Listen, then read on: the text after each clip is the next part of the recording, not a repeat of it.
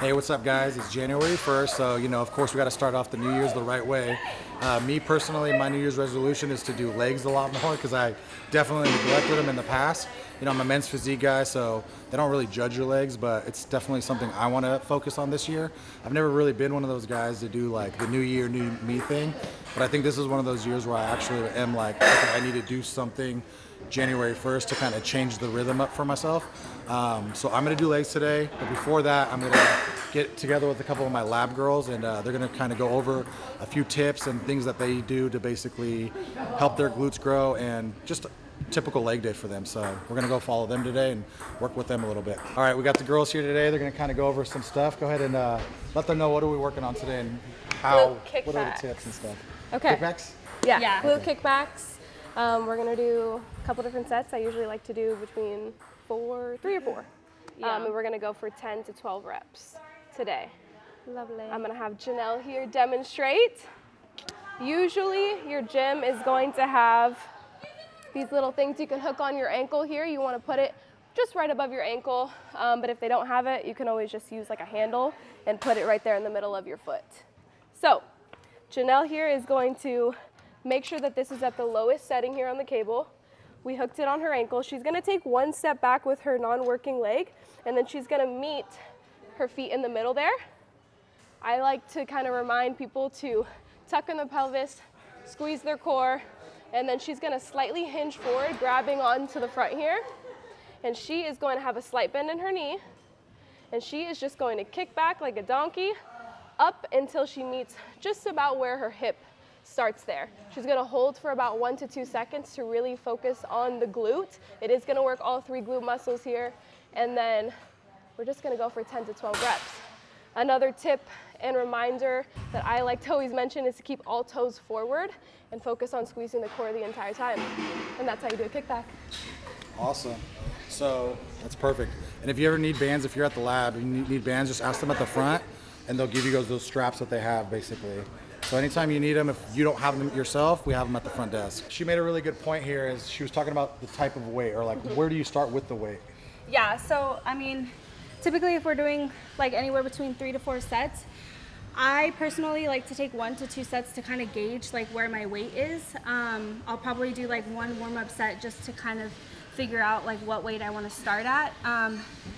We prioritize progressive overload, so adding weight each time, as well as you can add more reps each time as well. But you really want to pick a weight that's going to be challenging enough to where you can finish the reps. You always want to have like maybe 2 to 5 reps in the tank is usually what I say. But you don't want to pick a weight that's going to be too challenging. If it takes away from your form, then it's too heavy. You want to be able to complete the workout with the reps that you're doing, but then also making sure that it's challenging enough to where you feel like you're getting a good workout, you feel the muscle moving, but you also don't want to go too easy on yourself because that's not where we grow. Yeah, absolutely. And then what she said, the most important part was progressive overload, right? I think if you're coming in the gym and you're continuously doing the same thing over and over and you're not getting stronger, you're probably not going to get the results you want. So she made a great point about that, is just making sure it's progressive overload and you are picking a weight that you can constantly go up, even if it's not in that workout, the next workout that you get into. Walk through the door today. Yeah. Like why, out of all days that you chose, why did you choose today? And what do they usually say, you think? Usually just like, I don't know, I just told myself like I needed to do it. Like if I'm not gonna do it now, then when am I gonna do it? Yeah. Or I had the time today, or I was just driving by, I thought I'd stop in. And sometimes they're not even looking for a membership that day. They're just looking to see it and like kind of like, I guess, prospect it. And then from there, like, they feel the energy and the community and like, the vibe that it's, like I said, a safe space. And they're like, you know what, let's just do it. I'm just gonna do it right now. Yeah. And I think that's what's, like I said, super important, be able to relate to them, let them know like, it's okay. Like, I know you're scared. I always say the gym it's a different language. It's like learning a new language. You don't know reps, you don't know sets, you don't know what each machine does. And the more you're in here, the more you do it, the more you educate yourself, whether it's, like YouTube videos, apps and, stuff like that.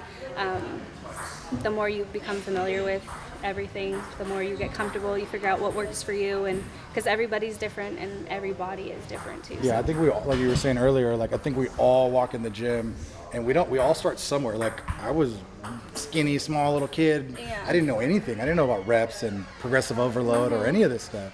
So I think we're all scared in the beginning, you know, but it's really important. That's why I tell my staff every time like someone walks in, make sure you greet them. Like it's so important. It's the first thing they see is your face. And if you're welcoming, that's going to make them want to work out and want to be in the gym. And like, they just feel a little bit more comfortable, you know, because it is hard walking through those doors, especially like January 1st. You're going to get a lot of people that they're like, okay, I'm going to go see what it's about. And if they walk in and people are mean to them or people are like mad that they're in the gym, they're not going to come back. And I don't think that's cool at all. So like, you want to make sure that they feel welcome for sure. Absolutely. Culture is huge. Yeah. I have a membership at Equinox too. Yeah. And to be honest, the gym's very nice, but there's no culture at all. You know this. Oh, yeah. I've been paying for the membership like all year. In the past 4 months, I haven't gone. And I've been thinking about it every single day. And I'm like, I wanted to go. Yeah. But I've never felt like this in all the years that I've been working out. And I was so nervous to go back because I was like, oh my God, what are they gonna think? Like, they haven't seen me in a long time. Maybe they don't know me. Like, you know, I just felt nervous. And I told myself, I was like, this is what it must feel like as like a newbie. Yeah. You're like, you miss a couple days. You're like, oh my God, I'm so scared to go back. What are they gonna think? Yeah. You know what I mean? Yeah, for sure. And Absolutely. so I didn't go for months, and then finally I pulled the trigger, and I was like, okay, I'm going in. Like, I pay for this, you know? I need to show I feel up. the same way about 24-hour fitness. I'm like, I want to go back and just like kind of see some of the people, you know, maybe even recruit them or whatever. But I'm like, if I walk in there, I'm gonna get jumped because like they do not like me over there. But you know, a part of it is like you feel like if you haven't gone for a while, they're probably gonna be like, the people that don't know that you have a gym, they're like, where was he or what did he do? Or did he stop working out or you know? That's what I felt. I was like, no, I didn't stop, guys. I just have multiple memberships, you know. Yeah. But yeah, That's it was also hard. good that you are, like I said, you guys work at Crunch, but you're going to other gyms. You're kind of seeing what they're doing.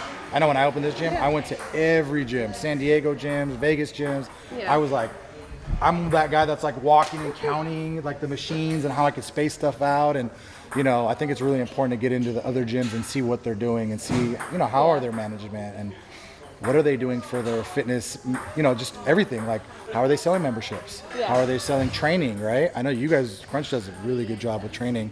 I know you guys are pretty solid there. But yeah, I think you're just going around to other gyms and kind of figuring out like, you know, what works for them and what can work for you guys and, you know, stuff like that. So that's awesome.